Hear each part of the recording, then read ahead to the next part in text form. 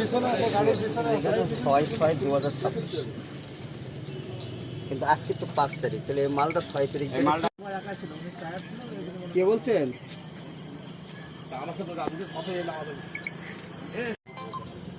ফারুক ভাই, আপনার মনিরের গাড়ি ধরা পড়ছে।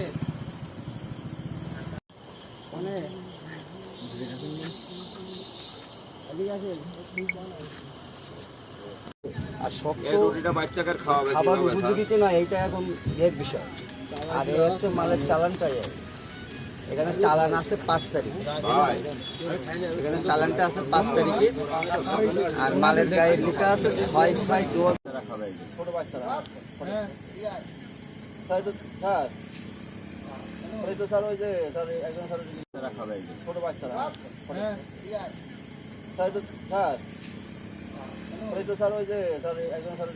ব্যবস্থা নেওয়ার অনুরোধ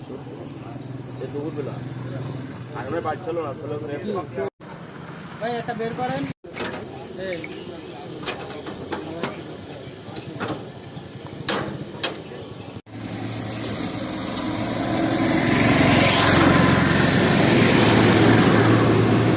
এখানে হচ্ছে সরবরাহকারীকে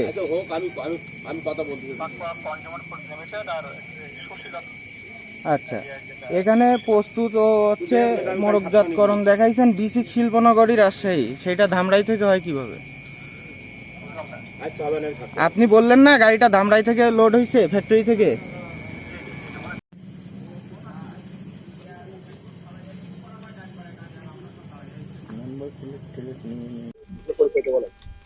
পরিচয়, আমি ঝিগরগাছা থেকে বদলি ড্রাইভার হিসেবে গাড়িটা যাচ্ছিলাম খালি করতে। আমার নাম মোহাম্মদ আবু সাইদ, আমার বাসা ঝিগরগাছা, যশোর জেলা। এখন এই মালটা নিয়ে যাওয়ার সময় ইউনিয়নের লোক আটকাইছে যে গাড়ির ভিতরে কি আছে এটা চেক করার জন্য। চেক করতে যেয়ে পাইছে যে এটা তৈরির ডেট দেওয়া আছে 6 তারিখ 6 মাস 2026 সাল, আর এক্সপায়ার ডেট আছে 10 তারিখ 6 মাস 2026 সাল। এটা পাওয়ার কারণে গাড়ি আটকায় রাখছে। এখন এটা তো 6 তারিখ পড়িনি, এটা তো আমিও জানি না গাড়ির ভিতরে কি ছিল কি না ছিল, এটা তো আর আমি জানি না।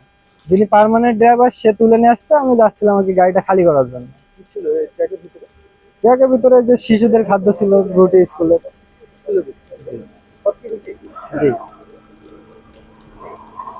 গতকাল 5 তারিখ 5ই জুন 2026 সন্ধ্যাবেলায় আমার কাছে খবর হচ্ছে বাকাল চেক পোস্টের এখানে একটা গাড়ি আটক হয়েছে। সেখানে স্থানীয় জনগণই সেটা আটক করে এবং তারা পায় যে এখানে প্রায় যে বনরুটিগুলো আছে সেগুলো খবর নিয়ে জানে যে মিড ডে মিলের জন্য শ্যামনগর উপজেলা প্রাইমারি স্কুলে মিড ডে মিলের জন্য সেগুলো যাচ্ছিল।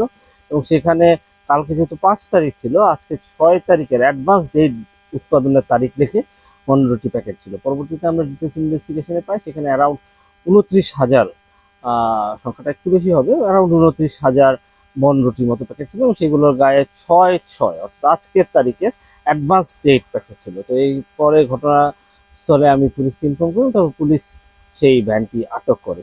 এ বিষয়ে আমরা ঊর্ধ্বতন কর্তৃপক্ষ এবং ডিস্ট্রিক্ট ম্যাজিস্ট্রেটকে ইনফর্ম করেছি এবং পত্র দিয়েছি এবং এখানে ঊর্ধ্বতন কর্তৃপক্ষের মাধ্যমে যথাযথ ব্যবস্থা নেওয়া হবে।